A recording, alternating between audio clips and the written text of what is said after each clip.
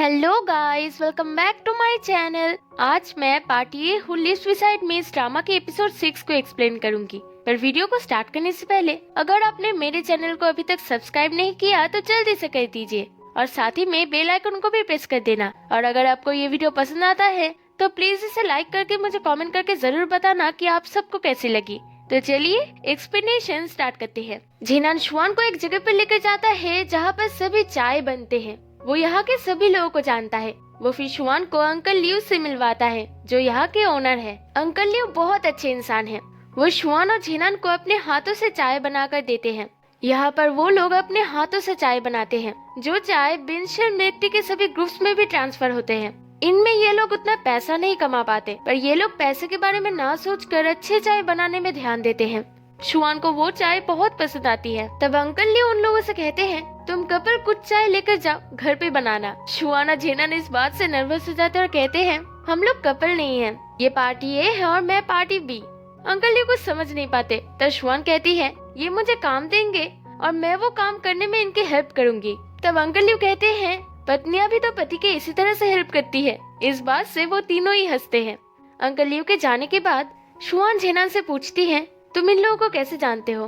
तब झेनान कहता है मुझे भी जब बिनशर मिलिट्री का काम मिला था तब मैं यहाँ पर मिस्टर वांग के साथ आया था। शुआन पूछती है क्यों। तब झेनान कहता है क्योंकि मैं अंकल लियू को बहुत ज्यादा एडमायर करता हूँ। वो लोग मॉडर्न तरीके से चाय ना बनाकर पूरे नेचुरल तरीके से चाय बनाते हैं। वो बहुत ही ज्यादा जेन्युइन है और यही हमें सीखना है। तो शुआन थोड़ी देर सोच कर समझ जाती है कि बिनशर मिल्क टी असल में मिल्क के लिए फेमस नहीं है, चाय के लिए है। और वो तुरंत सभी चीजें लिखने के लिए अंकल लियू के पास भागती है। रात में वो दोनों एक होटल पर रुके थे। तब शुआन झेनान से उसे यहाँ पर ले आने के लिए थैंक यू कहती है। झेनान उससे पूछता है क्या तुम कल के कंपटीशन के लिए कॉन्फिडेंट फील कर रही हो। तो शुआन कहती है थोड़ी थोड़ी। तो झेनान उससे पूछता है कि अगर पार्टी को प्रेजेंटेशन पसंद आता है तो वो क्या कहता है। शुआन कहती है पास। तब झेनान कहता है नहीं। वो लोग कहते हैं कंटिन्यू। कंटिन्यू ज्यादा अच्छा होता है। शुआन इस बात को अच्छे से समझ पाती है। तब झेनान कहता है क्या तुम कंटिन्यू सुनने के लिए बहुत ज्यादा बेचैन हो। शुआन कहती है नहीं, मैं तुम्हारे मुंह से कंटिन्यू सुनना चाहती हूँ। वो लोग फिर काम के बारे में बहुत बातें करते हैं। तब शुआन झेनान से कहती है देखो ये कितना सेम सेम है ना। हम वहाँ पर भी नेबर थे और बालकनी से बात करते थे और यहाँ पर भी हम बालकनी से ही बात कर रहे हैं। झेनान इस बात पर बहुत हंसता है। अगले दिन शुआन को वहाँ पर आने में थोड़ी लेट हो जाती है इसलिए बाकी सब बहुत ही ज्यादा बेचैन हो गए थे। मिस्टर वांग भी वहाँ पर आ गए थे इसलिए झेनान वहाँ से जाने से पहले शुआन को रिलैक्स रहने के लिए कहता है और उसे ठंडे दिमाग से प्रेजेंटेशन देने के लिए कहता है। प्रेजेंटेशन रूम में जब बोन आता है तब वो 88 को इंसल्ट करने के लिए कहने लगता है छी यहाँ पर कितना बदबू है, पक्षियों के पोटी की बदबू आ रही है। उन लोगों के बैठने के बाद वहाँ पर मिस्टर वांग और झेनान आते हैं। बोवेन मिस्टर वांग के बहुत ही ज्यादा क्लोज जाने की कोशिश करता है। मिस्टर वांग बिनशर मिल्क टी ब्रांड के ओनर हैं। वो पहले इस ब्रांड के बारे में कुछ बातें कहकर उन्हें प्रेजेंटेशन स्टार्ट करने के लिए कहते हैं। तब झेनान उनसे 88 को पहले प्रेजेंटेशन देने के लिए रिक्वेस्ट करता है। शुआन प्रेजेंटेशन देने ही जा रही थी तभी बोवेन उसे रोककर खुद पहले करने के लिए वांग से रिक्वेस्ट करता है और मिस्टर वांग उसे पहले करने के लिए देते हैं। बोवेन दिमाग में सोच रहा था कि उसका प्रेजेंटेशन देखकर 88 नर्वस हो जाएगा और कुछ भी नहीं कह पाएगा क्योंकि उसका प्रेजेंटेशन बहुत अच्छा होने वाला था।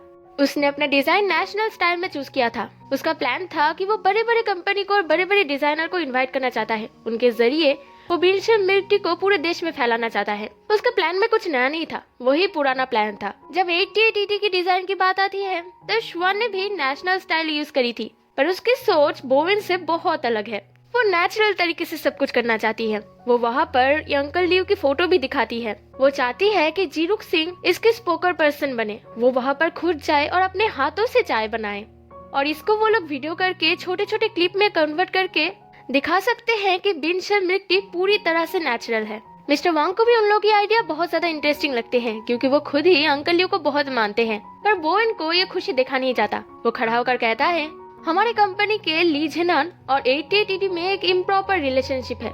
झेनान उसे ये पर्सनल बातें किसी बाहर वाले इंसान के सामने कहने से मना करता है पर बोवेन नहीं सुनता।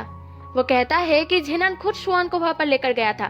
तब शुआन खड़ी होकर कहती है हाँ, क्योंकि मुझे ब्रांड कल्चर के बारे में सब कुछ जानना था इसलिए मैं झेनान को बार बार टी गार्डन ले जाने के लिए रिक्वेस्ट कर रही थी। पर मुझे तुमसे कुछ सवाल पूछनी है। क्या तुम्हें पता है कि बीन शेल मिल्क टी पे कौन से चाय पत्ते लगते हैं और उसे किस तरह से बेक किया जाता है जिससे उसकी फ्रेग्रेंस आती है? तब बोवेन कहता है मैं डिजाइनर हूँ, मुझे इन सब के बारे में कैसे पता चलेगा? तब श्वान कहती है अगर तुम्हें पता नहीं तो तुम ब्रांड प्रमोशन क्यों कर रहे हो? तब बोवेन की बोलती बंद हो जाता है। मिस्टर वांग को इन दोनों में किसी एक को चूज करना था और वो 88 को चूज करते हैं, जिससे सब लोग बहुत ही ज्यादा खुश हो जाते हैं। वो लोग जब वापस जा रहे थे तब झेनान फिर से आकर मिस्टर शू से श्वान को उसके साथ लेने की परमिशन मांगता है। तब मिस्टर शू कहते हैं इसमें परमिशन लेने की क्या जरूरत है, श्वान तुम्हारी है, तुम ले जाओ। तियान ये मैटर को समझ नहीं पा रहा था, वो सोच रहा था कि ये क्या हो रहा है। तब झेनान कहता है तुम्हें बहुत काम है। तब तियान कहता है हाँ मुझे तो बहुत सारा काम है और वो जल्दी से वहाँ से भाग जाता है। झेनान श्वान से ट्रीट चाहता था। तब श्वान कहती है तुम क्या चाहते हो?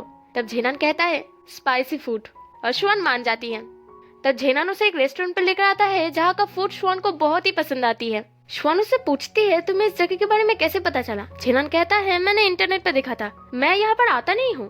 तभी एक लड़की के नाम सुनकर झेनान पूरी तरह से चौंक जाता है। वो लड़की उन्हीं की तरफ आती है। ये है हो यानी, जो झेनान की एक्स गर्लफ्रेंड है। वो आकर वहीं पर बैठ जाती है और कहती है बहुत साल हो गए पर मुझे अभी भी ये खाना पसंद है। श्वान देखती है कि झेनान बहुत ज्यादा ऑकवर्ड हो रहा है, इसलिए वो कहती है सॉरी पर हम दोनों कुछ पर्सनल बात कर रहे थे।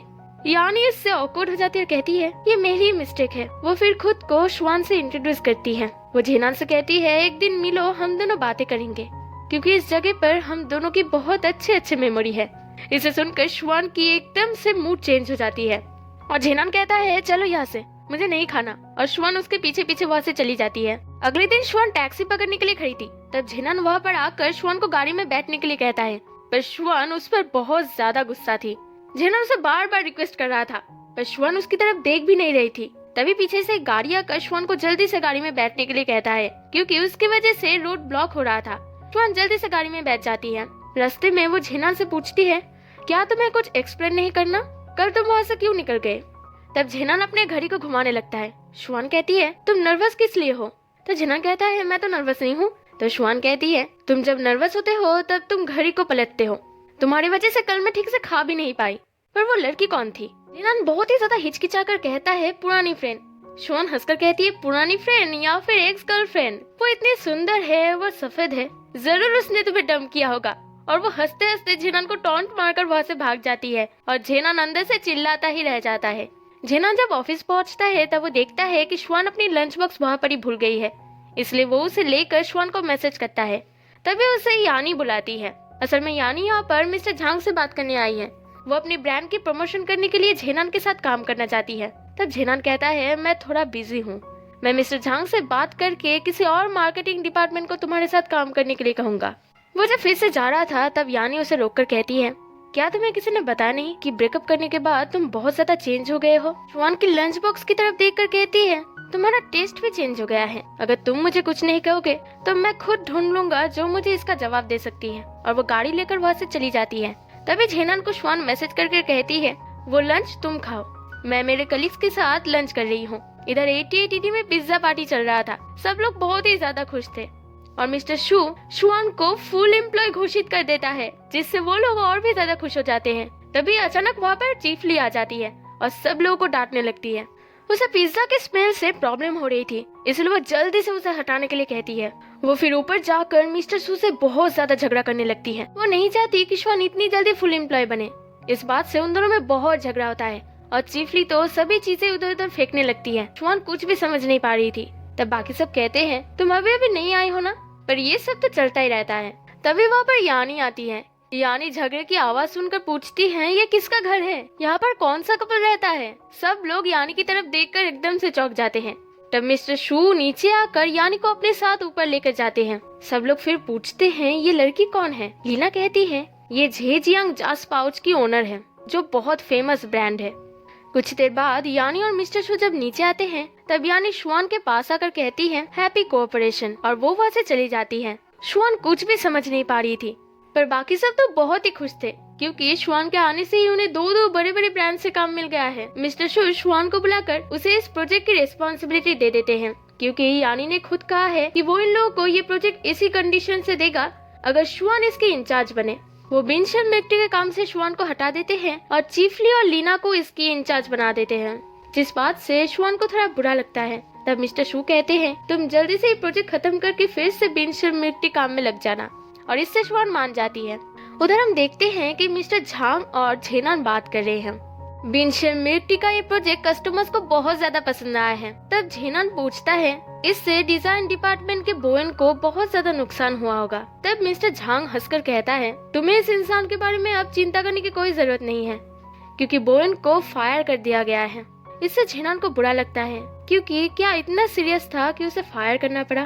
तब मिस्टर झांग उसे कुछ समझा कर भेज देते हैं। झेनान बिल्कुल भी खुश नहीं था, पर तियान तो बहुत ही ज्यादा खुश था, क्योंकि उन लोगों का एक एनिमी कम हो गया था। पर झेनान कभी भी बोएन को अपना एनिमी मानता ही नहीं था। तभी बोएन झेनान को एक मैसेज करता है कि my present is your future, इसलिए संभल कर रहना। तभी हम एक सीन देखते हैं। 2 साल पहले बोएन ने मिस्टर झांग के नाम की रिपोर्ट करके उन्हें सस्पेंड कर दिया था।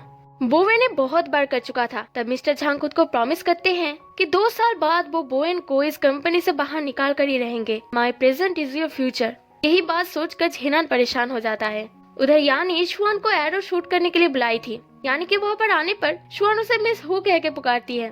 तब यानी उसे सिस्टर यानी कहने के लिए बोलती है। यानी निशाना लगाने में माहिर थी। उसके इस टैलेंट को देखकर शुआन अमेज्ड हो जाती है, क्योंकि उसे तो निशाना लगाना आता ही नहीं था। गेम खत्म होने के बाद शुआन जब काम के बारे में यानी से बात करने जाती है, तब यानी उसे पानी पीने के लिए कहती है। शुआन बहुत सारा पानी पीती है। फिर यानी झेनान के बारे में शुआन से पूछती है, और यहीं पर ये एपिसोड एंड हो जाता है। जल्द ही मिलते हैं नेक्स्ट पार्ट के साथ।